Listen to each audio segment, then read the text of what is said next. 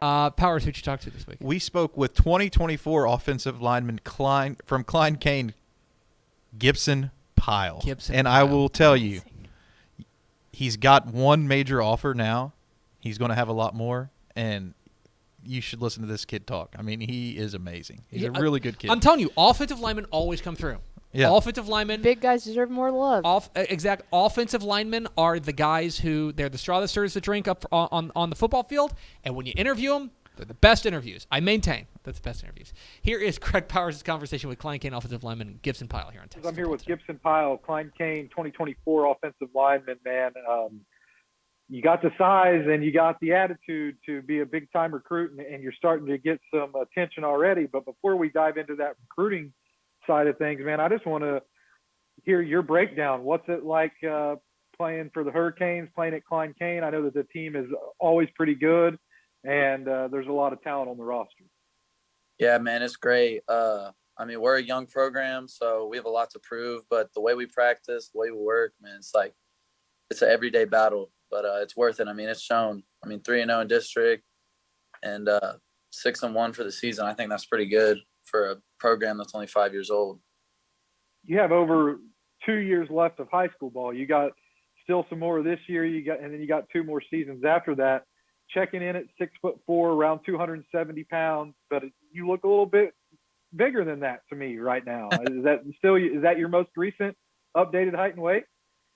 Yeah, I would say that's pretty accurate. You know, obviously off season, I'm gonna bulk up, try and get even bigger.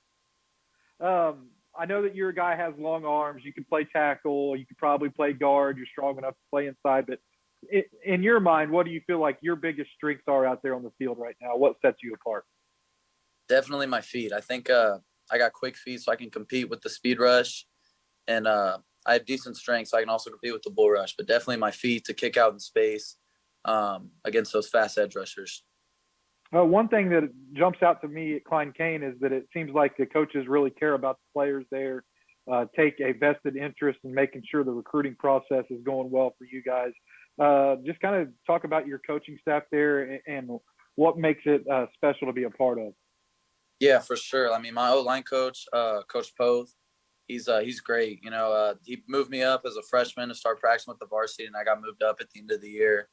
And like just through spring ball and off season, I mean, I've gotten plenty better, but I mean, there's still a lot of room to be done. I think he can get me there, but yeah, he's a great coach. And our head coach, Coach Clancy, you know, I love him. He's always there for practice, make sure we get our work in, and the whole coaching staff there is great. You know, I love it there. Anybody you look up to or pattern your game after? Is there an O lineman in the college ranks or in the NFL that you feel like, man, this is a guy who maybe I resemble, or a guy who I hope to aspire to be one day? Definitely Tyron Smith. Man, that guy's a beast. Yeah, he wears the knee brace for an arm brace, so he's a monster.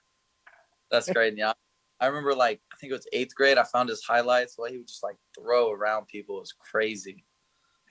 Recruiting started early for you.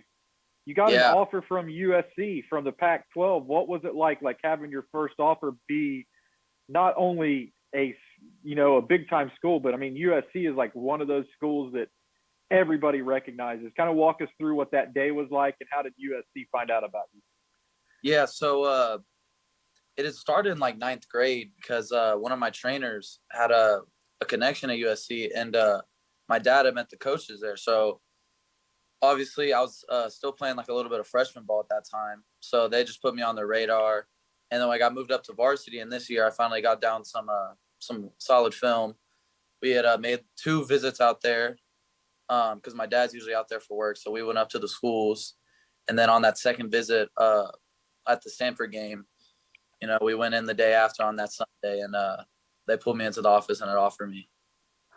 Probably a pretty cool atmosphere there for USC and Stanford, but I got to switch to this last week's game. You were actually fortunate enough to be a visitor at one of the top games in the country and a huge upset when Texas A&M knocked off Alabama. What was that experience like? Man, that was crazy. The atmosphere there is none other college football game I've ever been to. I mean, the crowd there with the calls they do, I mean, it was loud. it was so loud. Like, my ears were hurting. And then, like, they would score and everyone's cheering, high-fiving. You know, there were, like, alums behind us. You know, they were high-fiving us, telling us all sorts of stuff about A&M. And I think A&M looked really good against Bama. I mean, that game was just insane. When you beat number one, obviously, you know, people are going to take notice of that. A&M's a school now, I guess, on your radar. They've invited you out to games, so that means they're showing you some great early interest for a class of 2024 prospect. But that's not the only school on your radar. Who are some of the other programs that you feel like has at least stepped up their interest to let you know that they're going to be recruiting you? For sure, SMU had reached out to me, and also Texas. They invited me out to the Oklahoma State game, and Ole Miss was pretty cool. I had talked to the O-line coach there when I was at the camp, but I would say those in USC. You mentioned the Ole Miss camp, but I just want to, I know you've been to quite a few camps. Instead of talking about each camp, is there a memory from the camp season that you feel like was really special to you? And which camp was it and why? Well, funny story. At one of the camps, so when we were doing one-on-ones, right, we didn't have helmets on. So when I was at A&M, here, I'll see if you can see, a kid had bull rushed me, right? And you're not supposed to bull rush at a and I don't know if you can tell, but there's... Yeah, I can see a little something there. Yeah, for sure. There's a scar right there. And he had, like, put his head down and bull rushed me and, like, boom, knocked right in the head. And, like, when we were fighting, he tried to bull rush me, so I'm straining, you know what I mean? And I ended up holding him off. And then after I asked the coach, I was like, that kind of hurt. Am I good? And he was just like, oh, heck no. And, like, it was just blood. So the trainers there, they taped me up and everything. I had to get stitches, so I couldn't finish the camp, but I did get some good one-on-ones. I got about 4. Hopefully somebody got you a good picture of that. That's a good story that you're going to have to remember one day.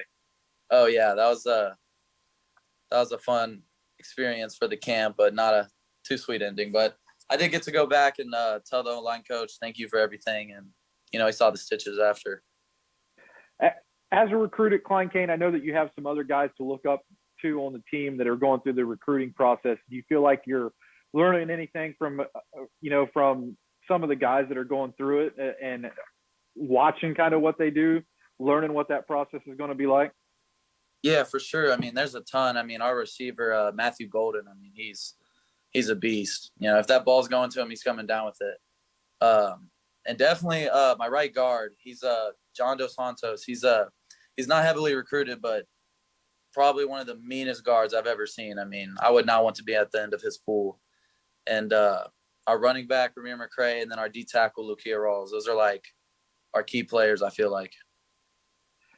That's Gibson Pyle. He's going to be one of the top names to know in the class of 2024. And college coaches, if you're watching this, don't waste any time. He's already got an offer from USC. Some of the top programs in the state are tracking him. He's going to be a guy who you're going to offer. So check out his tape, get him on your radar, and at the very least, get him to camp so you can get that offer, see him work in person. Gibson, thanks for the time, and good luck with the recruiting process. For sure. Thank you. There he is, Gibson Pyle, the offensive lineman from Klein Cain, joining us here on Texas Football Today. Appreciate his time hopping on with us. And, a very sharp kid, a kid wise beyond his years, as they would say. Don't wait. Offer him now. Yes, he is a star. So make sure you go check that out. Thanks so much for watching that video. If you would like more and to be notified when they come out, go ahead and click that subscribe button right down there. You can also watch Texas Football Today every day live at noon on TexasFootball.com, Facebook, Twitch, and right here on YouTube. For more of the best coverage of Texas football in the Lone Star State, go to TexasFootball.com/subscribe.